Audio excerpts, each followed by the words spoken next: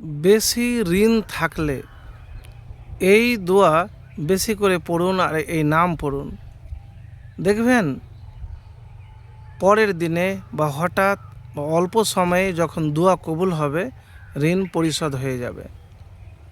তো প্রিয় ভাই, আমি যে আমলের কথা বলবো, কিভাবে আপনি এই আমল করবেন তার আগে একটি হাদিস আপনাকে বলবো আমি, যে যদি আপনার বেশি ঋণ থাকে, আপনি পরিশোধ করতে ব্যর্থ, একজন সাহাবী,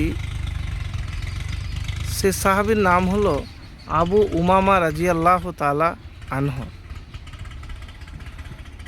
বর্ণনাকারী আবু সাইদ খুদরি রাজিয়াল্লাহু তাআলা আনহু বলেন যে রাসূলুল্লাহ সাল্লাল্লাহু আলাইহি ওয়াসাল্লাম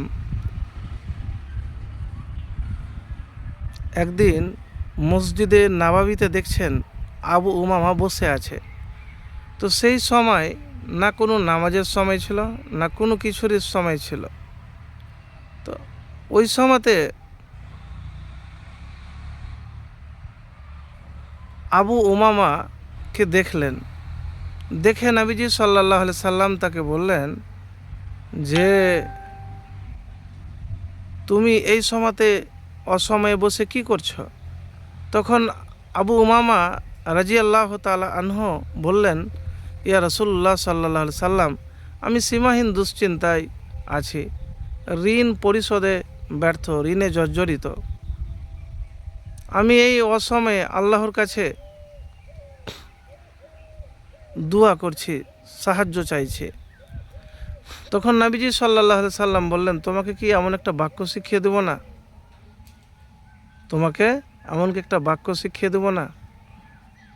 তো আবু উমামা রাজিয়াল্লাহু তাআলা আনহু তখন বললেন, জি ইয়া রাসূলুল্লাহ সাল্লাল্লাহু আলাইহি সাল্লাম।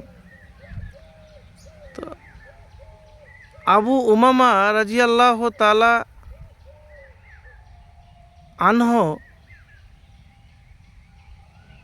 কে নবীজি সাল্লাল্লাহু আলাইহি ওয়াসাল্লাম, রাসূলুল্লাহ সাল্লাল্লাহু আলাইহি সাল্লাম দোয়াটি বললেন।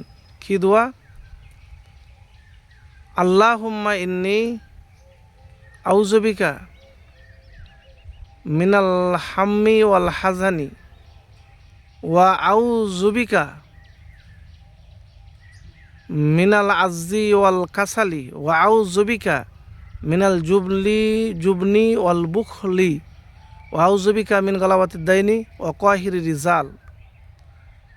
আবু উমামা রাদিয়াল্লাহু তাআলা আনহু বলেন, অতঃপর আমি ওইরূপ আমল করি যার ফলশ্রুতিতে আল্লাহ তাআলা আমার চিন্তাভাবনা বিদরিত করেন এবং ঋণ পরিশোধের ব্যবস্থা করে দেন। তো প্রিয় ভাই, আমার তো কোনো বানানো কথা বললাম না আপনাকে। তো এই দুয়ার আমল সকাল সন্ধ্যায় বেশি করে পড়বেন, যতবার আপনি পারবেন। আর দুরুদ ইব্রাহিম পড়বেন, দুরুদ শরীফ পড়বেন আগে এবং পরে। আমল তো করেই দেখুন একবার, ইনশাআল্লাহ ফলাফল পাবেন।